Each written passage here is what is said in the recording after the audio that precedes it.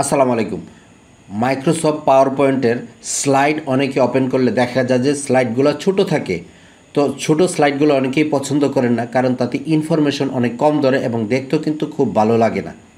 তো আপনি ইচ্ছা করলে মাইক্রোসফট পাওয়ার পয়েন্টের স্লাইড সাইজ কিন্তু আপনার পছন্দ অনুযায়ী বাড়িয়ে নিতে পারবেন বা কমিয়েও নিতে পারবেন, ল্যান্ডস্কেপও করতে পারবেন, পোর্ট্রেটও করতে পারবেন। তো কিভাবে স্লাইড পরিবর্তন করবেন, চলুন আমি কম্পিউটারে গিয়ে আপনাদের সমস্ত বিষয়টি দেখিয়ে দিচ্ছি। এই যে দেখুন, আমি কম্পিউটারে চলে এসেছি, আমার একটি power point presentation slide open করেছি, কিন্তু এখানে স্লাইডের সাইজটি দেখুন, পেজের সাইজটি কিন্তু ছোট। এটি আমার কাছে ভালো লাগে না, আমি চাই একটু বড় হবে এবং অনেক ইনফরমেশন ধরবে। তো সেই কারণে আমি এইটিকে একটু বড় করে নিব। তো বড় করার জন্য আপনি প্রথমে উপরের থেকে ডিজাইনে ক্লিক করে দিবেন।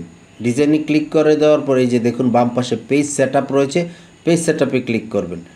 ক্লিক করার পর এখানে স্লাইড সাইজ ফর এখানে ক্লিক করে দেখুন একটি ড্রপডাউন বাটন রয়েছে, ড্রপডাউন বাটনে ক্লিক করবেন। এখানে বিভিন্ন সাইজ আপনি দেখতে পাবেন। আমি একটু নিচের দিকে চলে যাচ্ছি। এই যে দেখুন 16:9 অন স্ক্রিন শো, এটাতে আমি ক্লিক করব এবং ওকেতে ক্লিক করব।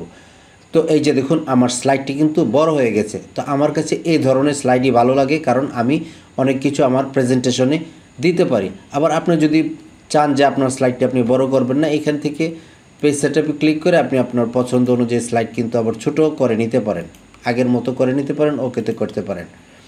এবং আবার এখান থেকে আপনি ক্লিক করে এখানে যদি এই যে পোর্ট্রেটে ক্লিক করেন, আপনার স্লাইডটি কিন্তু পোর্ট্রেট হয়ে যাবে। এই যে দেখুন। তো এভাবে খুব সহজে আপনি স্লাইড সাইজ পরিবর্তন করতে পারেন।